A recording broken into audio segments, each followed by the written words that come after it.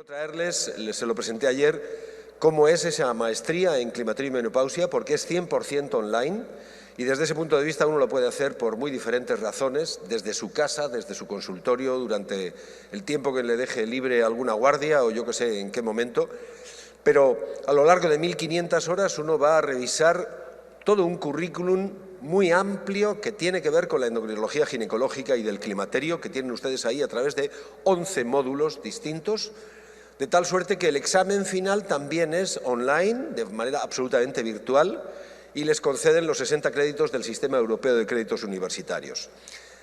La buena noticia del día es que aquellos de ustedes que hayan asistido a este congreso y estén viendo esta ponencia y me escriban un correo electrónico a mi atención, tienen una beca docente del 10% para cursar la maestría. Me planteo en el día de hoy tratar de llevarles a un escenario que les guste o no les guste. Aunque se dediquen a la obstetricia, es un escenario que va a estar presente cada vez más en todos los países hispanoamericanos, porque todos los países del mundo aumentan su esperanza de vida media al nacer. En estos momentos en España estamos rozando ya los 85 años para la mujer y seguramente en Dominicana están 10 años atrás. Pero andando el tiempo, todo el mundo aumenta su esperanza de vida y hay que verificar si las mujeres tienen más tendencia o no a las enfermedades neurodegenerativas, porque es novedoso en la historia de la humanidad que las mujeres vivan prácticamente el 40% de su vida en situación de hipersonismo. Y por eso otro de los objetivos que yo me planteo en el día de hoy es verificar si la terapia hormonal tiene algo que decir desde el punto de vista de las enfermedades neurodegenerativas. Lo primero que habría que hacer es considerar cómo es la función cerebral durante la menopausia y hay dos formas de considerarlo. Uno, la hipótesis energética, la hipótesis de la pérdida de energía en función de la hipótesis mitocondrial, porque la mitocondria es la organela celular que proporciona la energía para que la célula funcione. Y el déficit de estrógenos en general correlaciona perfectamente bien con esa alteración mitocondrial que disminuye la plasticidad neuronal y sináptica, que es la base del entrecruzamiento de la información a nivel cerebral. De tal manera que cuando descienden los estrógenos aparece una cetogénesis a nivel mitocondrial, a nivel celular, y eso lleva a una disminución en la conectividad sináptica, que es la base del envejecimiento cerebral. Hay otra hipótesis que es la hipótesis dopaminérgica, en la medida en que los estrógenos tienen efectos neuroprotectores y lo tienen sobre los tres más grandes sistemas de transmisión de la información a nivel intracerebral. Fundamentalmente porque hay receptores esteroideos a nivel de todos los territorios de los hemisferios cerebrales. Hay una distribución muy amplia en todo el encéfalo de receptores de los estrógenos tipo beta, que son los que actúan favorablemente sobre el endotelio vascular y que son la base que reduce el envejecimiento. De tal manera que, además, hay una reducción de la toxicidad neuronal fundamentalmente a través de un mecanismo que es novedoso, descubierto hace escasamente 10 o 12 años, y es que los estrógenos reducen el depósito de beta-amiloide, que ya les va sonando, que tiene relación con las demencias.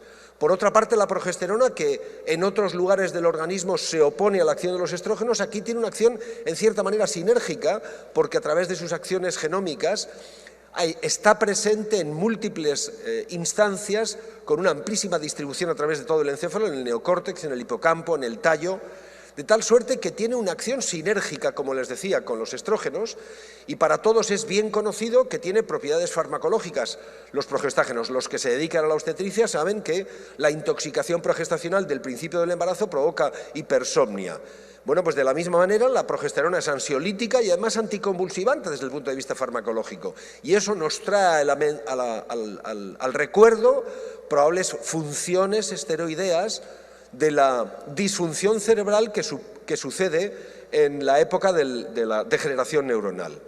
De tal manera que esa reducción del beta-amiloide que yo les decía es absolutamente básica desde el punto de vista de los estrógenos y fíjense que en la gráfica la podemos prolongar con terapia hormonal en el tiempo de la transición si iniciamos esa terapia tempranamente y empezamos a ejercer el efecto de la dificultad para el depósito de beta-amiloide en la medida en que mantenemos un buen nivel de estrogenización por parte de la terapia hormonal. Lo demostraremos más adelante. ¿Qué hay de los andrógenos? Para empezar, los andrógenos reducen el estrés oxidativo. Y recuerden que los andrógenos disminuyen de manera gradual durante toda la vida de las personas desde los 25 años. No hay andropausia en el sentido clásico parecido que el de las mujeres en el caso de los varones. Sea como fuere, y volvemos otra vez a la menopausia, hay diferencias incluso desde el punto de vista orgánico, evidenciables mediante resonancia magnética, entre las situaciones de pre, peri y posmenopausia. Y esto se ha visto con tomografía de emisión de positrones que detecta la función cerebral en diferentes momentos de la transición menopáusica y en las mismas mujeres. Quiero decir, en el mismo ejemplo de la misma mujer. De tal manera que, desde ese punto de vista, hacer un seguimiento de sus niveles hormonales correlaciona perfectamente bien con las alteraciones sinápticas. Desde ese punto de vista tendríamos que preguntarnos entonces si la terapia hormonal, como hemos hipotetizado al principio, tiene función. Les traigo una cita que ya mencioné ayer, que afortunadamente es de 1887, en la que, sin haber recuerdo, porque no existía el concepto de hormona, ni sabían lo que era la endocrinología, ni tenían idea de lo que eran los receptores hormonales, ya en aquel momento, fíjense, hace 150 años, intuían que cuando declinaba la actividad de los ovarios, había alteraciones de la emoción de manera importante que llevaban a la mujer a un nerviosismo extremo o verdaderos arranques de locura. Eso supuso que tratáramos a todas las mujeres y la consecuencia del guay, ya lo saben ustedes, pasamos de medicalizar la vida, los decía ayer, a psiquiatrizar los sentimientos, porque los médicos que dejaron de prescribir terapia hormonal intuían que con serotoninérgicos atacarían bien no solamente la sintomatología vasomotora, sino también la depresiva, olvidando que lo más importante no es un nivel de serotoninergia adecuada, sino un nivel de estrogenización para repercutir favorablemente sobre la calidad de vida. E identificar los factores de riesgo nos puede permitir abordajes holísticos a nuestras pacientes que permitan incrementar el ejercicio, favorecer la vida social, incrementar la vida intelectual para no perder facultades intelectuales, y eso con una buena estrogenización que libre de síntomas vasomotores que van a llevar también asociada la sarcopenia, la osteoporosis y la degeneración, como yo les decía. Nos lo planteamos hace un tiempo, cuando empezó a aparecer literatura internacional, David Vázquez y yo, e hicimos una nota clínica rápidamente que enviamos a Ginecología y Obstetricia de México, y a las 48 horas el editor nos pidió que fuera el editorial del número. Y allí nosotros nos planteábamos que la presentación de la idea de la terapia hormonal tiene que ir un poco más allá de los síntomas vasomotores. Tenemos que empezar a contarles a nuestras pacientes que más allá del sofoco hay vida inteligente más allá del sofoco y hay degeneración neuronal que podemos evitar con la terapia hormonal. Lo mismo apuntan, fíjense, a partir de ahora no van a haber citas bibliográficas de ginecología, sino todas de psiquiatría, de psicología, de neurofisiología. O lo mismo opinan los psiquiatras cuando dicen que sopesar los riesgos y los beneficios de manera individualizada al hablar de terapia hormonal tiene que ir más allá de una breve entrevista. Los psiquiatras nos dicen a los ginecólogos, oiga, tómense el tiempo de hablar con sus pacientes, porque están relacionadas las cosas que les pasan a las mujeres por encima de los 45 o 50 años con lo que después les va a pasar y va a ser objeto de nuestro tratamiento por parte de neurólogos y psiquiatras. Lo resumí todo en un capítulo que escribimos con Santiago Palacios y Franklin Spitia y que está publicado en un libro de la Asociación Argentina de Andropausia y Menopausia. Y ahí tomábamos, por ejemplo, que las alteraciones del sueño, que anteceden incluso a los sofocos y a veces se confunden, no tienen que ver tanto con el descenso cuanto con las fluctuaciones de los estrógenos. Está perfectamente correlacionado. Y hoy sabemos que un mantenimiento de la estabilidad de los niveles de estrógenos, y esto significa adecuar los ciclos menstruales para evitar las alteraciones menstruales de los 40 y 40 y tantos años, puede favorecer, independientemente de la sintomatología vasomotora, que las mujeres duerman bien.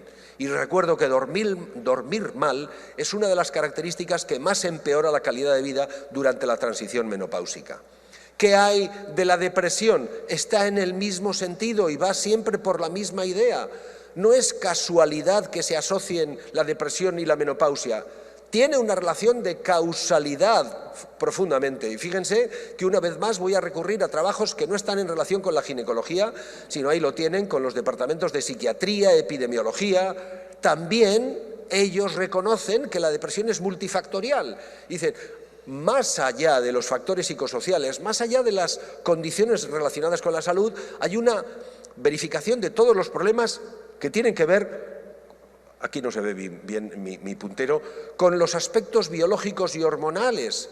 Y ellos dicen, miren, no es tan difícil diagnosticar depresión. Pregunte usted por el ánimo general, por el estado de ánimo general, por si ha perdido interés por el placer o por el bienestar, por si se siente decaída. Esos son dos preguntas, no necesitan nada más que la clínica y el bolígrafo, esperar sentado a que nos lo cuente la paciente y averiguar si hay otros 5 de los síntomas que están puestos en la diapositiva para que, estando presentes durante 2 semanas, tengan ustedes la sospecha de que están delante de una mujer con depresión. Y ellos mismos, cuando relacionan los factores de riesgo de la depresión, señalan los síntomas vasomotores como uno de los factores de riesgo para la depresión y las alteraciones del sueño que acabábamos de comentar, que tienen que ver con las fluctuaciones de los estrógenos. Y ellos mismos, psiquiatras, dicen, mire, probablemente las mujeres tienen hasta 5 veces más riesgo de tener depresión en la transición que los hombres de la misma edad.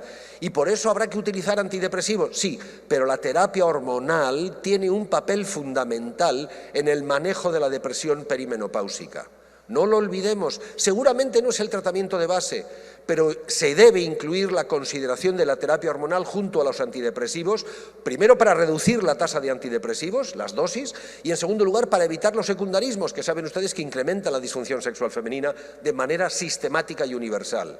Por eso, la industria farmacéutica, muy pendiente de estos eventos, lo que está haciendo es tratar de correlacionar estrógenos con depresión. Y hay un montón de ensayos clínicos que ya están en marcha, fundamentalmente porque todos los psiquiatras reconocen que en la depresión hay 2 formas básicas. Una, la que tiene que ver con los ambientes psicosociales de la mujer, lo que tiene que ver con las condiciones laborales, lo que tiene que ver con las condiciones familiares. Sí, y otra que está asociada a hormonas.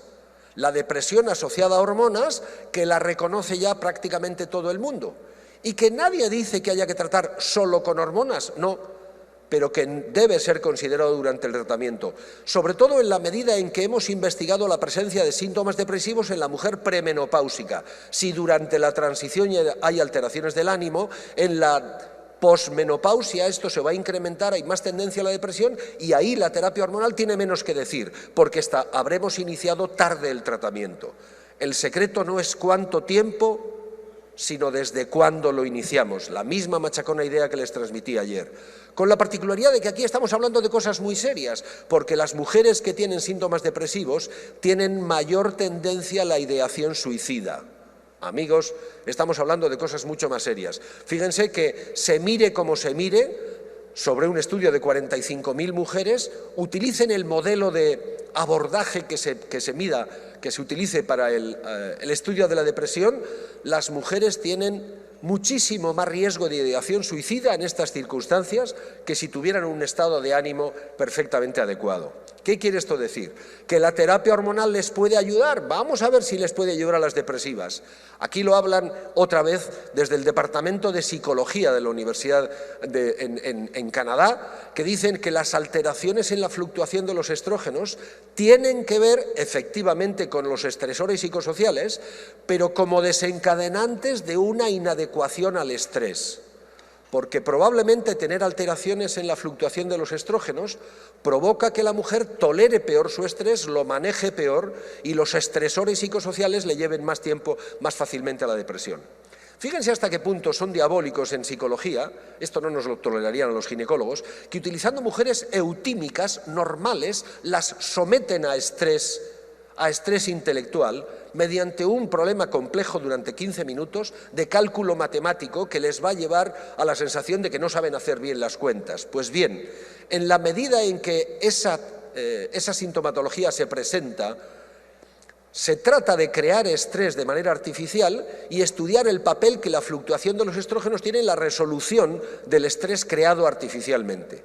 Y curiosamente, la estabilidad del estradiol durante la transición menopáusica mejora la respuesta al estrés, que hemos visto que es uno de los disruptores que nos lleva después a la depresión. De tal manera que hay cada vez más ensayos clínicos que afirman que la terapia hormonal es una opción obvia, dicen estos autores, una opción obvia en el manejo de los síntomas depresivos. Nuevamente, JAMA de psiquiatría, no pacientes deprimidas, atención, pacientes que fueron excluidas por tener antecedentes familiares de depresión o por tener antecedentes personales de cáncer, son mujeres eutímicas que no tienen ninguna alteración, que tienen un hábito de emoción perfectamente conservado. Pues bien, a estas mujeres les dan tratamiento con estrógenos transdérmicos y progesterona natural micronizada o placebo, y a los 2 o 3 meses miden cuál es la respuesta entre mujeres eutímicas, ¿verdad? Y les hacen un test, no para verificarlo de manera subjetiva, sino para hacerlo de manera objetiva antes, al mes, 2, 4, 6, 8, 10, 12 y a los 12 meses del tratamiento. Y se dan cuenta que las que reciben tratamiento con estrógenos transdérmicos y progesterona natural micronizada tienen una mejoría en la presentación de síntomas depresivos, insisto, entre mujeres eutímicas, y se mida el parámetro que se mida.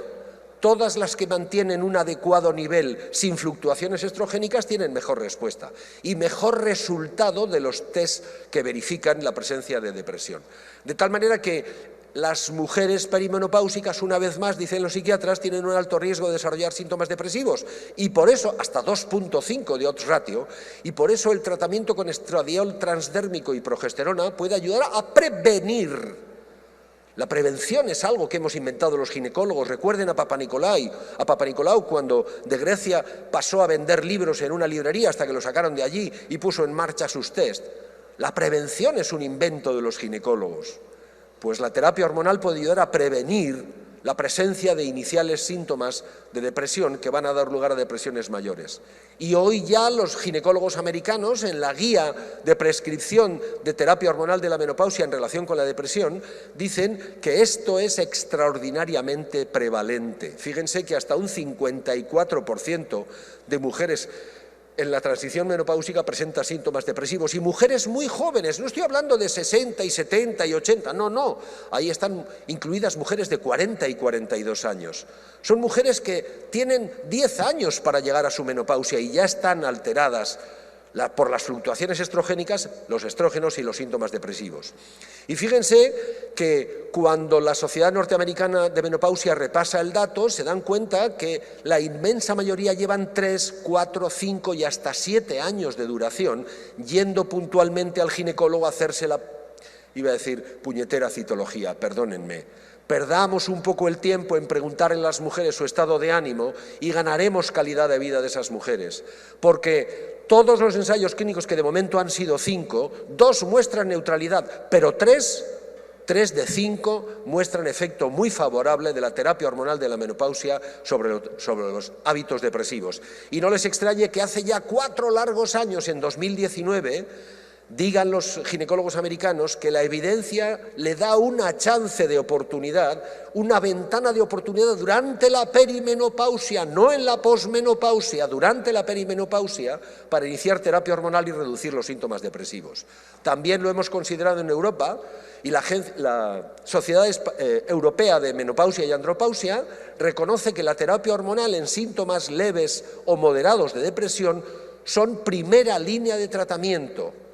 Más allá de los sofocos, primera línea de tratamiento en el hábito depresivo leve o moderado, evidentemente sin descartar los antidepresivos clásicos, pero dicen que existe suficiente evidencia de que la terapia hormonal mejora los síntomas depresivos.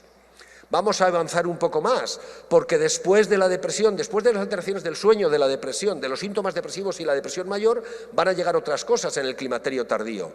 Y van a llegar otras cosas que tienen que ver con el envejecimiento cerebral y con la presencia de enfermedad de Alzheimer. Miren, los ginecólogos sabemos bien que en la anticoncepción, en el posparto, durante el embarazo, en la lactancia, en situaciones especiales, hay muchísimos cambios volumétricos en la materia gris. Y esto lo hemos demostrado de antiguo y lo sabemos muy bien, que algunos gestágenos influyen más o que estos estrógenos van mejor para el estado de ánimo. Pues bien, hoy sabemos que en la misma mujer se puede hacer un seguimiento del depósito de beta-amiloide con tomografía de emisión de positrones a lo largo de la transición menopáusica. Y vemos que con el declive de estrógeno se deposita continuadamente mucho más. Volvemos a la hipótesis mitocondrial que yo les decía. Esto tiene que ver con la transición. No hagamos el flaco favor de llegar tarde a la transición y empecemos a pensar en la terapia hormonal cuando la señora lleva 5 o 10 años de posmenopausia, porque para entonces el estrés oxidativo se habrá hecho cargo del aumento de la inflamación, que es la causa fundamental del envejecimiento. De tal manera que hay un tiempo crítico en la disminución de los estrógenos que nos lleva a la consideración de la hipótesis mitocondrial como la base del envejecimiento, porque los estrógenos favorecen la presencia, la activación y la secreción del factor neurotrófico derivado del cerebro y la sirtuina 3, que son aquellos que salvaguardan la función mitocondrial durante el envejecimiento cerebral. Y si eso es así, tendría que demostrarse con estudios epidemiológicos. Recurrimos a los finlandeses, que son gente muy ordenada y muy metódica, porque son apenas 5.200.000 en todo el país. Pero fíjense, hacen un seguimiento entre 1989 y 2009, nada menos, con encuestas epidemiológicas cada 6 meses a un saco de mujeres de la misma región geográfica del centro de Finlandia, 8.500. Y les preguntan si han tomado terapia, de qué tipo y durante cuánto tiempo. Y sistemáticamente, de manera continuada, revisan que cuantos más años dura la terapia hormonal de la menopausia en esas mujeres, más se reduce el riesgo, de aparecer la enfermedad de Alzheimer. Hasta que en las mujeres que tienen más de 10 años de terapia hormonal de la menopausia, el riesgo es un 38% menor para desarrollar enfermedad de Alzheimer, que le pega 3-1 a las mujeres respecto de los varones. Y ellos dicen tímidamente en sus conclusiones, hombre, todavía nuestros resultados no son concluyentes, claro, porque si no, no te lo publica el editor, si te pones muy farruco en las conclusiones, pero dicen que el riesgo de enfermedad de Alzheimer parece reducido entre aquellas que reportaron un uso a más largo plazo de la terapia hormonal. Amigos, estamos hablando de mujeres muy jóvenes, estamos hablando que estas mujeres tenían entre 47 y 56 años, con un 38% de reducción en el largo plazo de enfermedad de Alzheimer. Si eso es así, ¿y el resto de las enfermedades neurodegenerativas? Pues miren, más de lo mismo. Esto está publicado en agosto 22. En agosto 22 lo que hacen estos autores es recoger todas las enfermedades neurodegenerativas, por ejemplo la esclerosis múltiple, y lo que hacen es verificar prospectivamente cómo le va a las pacientes con diagnóstico de esclerosis múltiple, la enfermedad neurológica más temprana en la edad de aparición de las mujeres, y ya sea que estudien el hábito depresivo de las mujeres con esclerosis múltiple o los datos de la severidad del insomnio, que reduce mucho la calidad de vida, aquellas que usan la terapia hormonal de manera prospectiva tienen mejor control del insomnio y mejor control de la sintomatología depresiva. Por lo tanto, dicen ellos, tratar con terapia hormonal a mujeres con esclerosis múltiple parece alentador, porque no tiene ningún efecto secundario desde el punto de vista de la seguridad y porque mejora las características de la vida de las pacientes con esclerosis múltiple. Y entonces ya, avanzando en el hecho, van a tomar datos de bases de datos grandes y estos autores revisan 1,5 millones de mujeres. Coño, alguien que revisa 1,5 millones de mujeres hay que hacerle caso, tú. Y al final se quedan con 189.000 mujeres que han sido expuestas a la terapia hormonal y las comparan en el mismo grupo contra 189.000 que no recibieron terapia hormonal. Así de sencillo. Bueno, pues da igual que miremos la enfermedad de Alzheimer, da igual que miremos la demencia no tipo Alzheimer, da igual que miremos la esclerosis múltiple, la esclerosis lateral amiotrófica, el Parkinson, da igual, todas las que utilizaron terapia tenían reducción sistemática del riesgo de todas las enfermedades neurológicas. Amigos, esto es muy serio. Y no solamente eso, sino que además daba igual qué tipo de terapia hormonal, qué tipo de estrógeno o qué tipo de progestágeno, con tal de que utilizaran terapia hormonal, tenían significativamente menos riesgo, con intervalos de confianza que nunca incluyen la unidad, y reducciones del riesgo, ya lo ven, del 38, del 40, del 45% para todas las enfermedades neurodegenerativas. Aquí las tienen agrupadas en curvas de supervivencia actuarial por grupos etarios. Claro, las curvas entre las usuarias y no usuarias se separan cada vez más cuantos más años van cumpliendo las mujeres, porque cuantos más años se cumplen, más riesgo hay de degeneración neuronal. Y da igual que miremos el conjunto de las enfermedades o la enfermedad de Alzheimer, que les pongo ahora, o la demencia no tipo Alzheimer, las demencias vasculares, recuerden que las mujeres cada vez fuman más, ¿verdad? Y da igual, y esto es sorprendente, que la terapia sea oral o transdérmica, da igual, utilice usted la que utilice, la reducción es significativa siempre con intervalos de confianza que no incluyen la unidad a favor del uso de terapia hormonal de la menopausia. Concluyo para no pasarme más tiempo. Miren, si ustedes utilizan terapia hormonal durante la transición y no esperan a que las pacientes tengan más de 60 años para iniciar, tienen la seguridad de que van a reducir un 39% la mortalidad. No ya van a mejorar la calidad de vida, van a reducir un 39% la mortalidad. Y se ha reproducido en cualquier tipo de población y en cualquier tipo de estudio la reducción significativa de la mortalidad por el empleo continuado de terapia hormonal de la menopausia. Mis conclusiones no pueden ser más que favorables.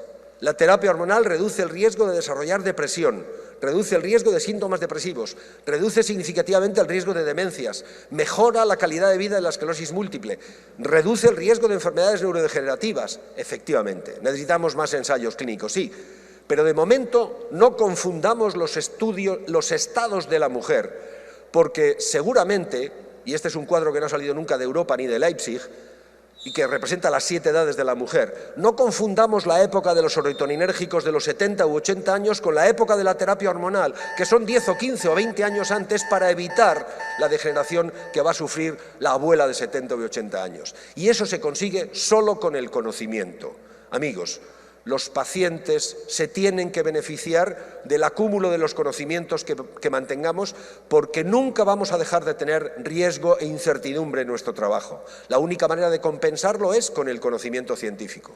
Para eso les dejo la invitación que yo les decía y les hago 2 invitaciones muy rápidas para que nos sigan, no solamente en las redes sociales, sino sobre todo agradeciéndoles su atención para que nos sigan en el Congreso de Endocrinología Ginecológica y Osteología del 21 a 23 de septiembre de 2023 en Corrientes, Argentina.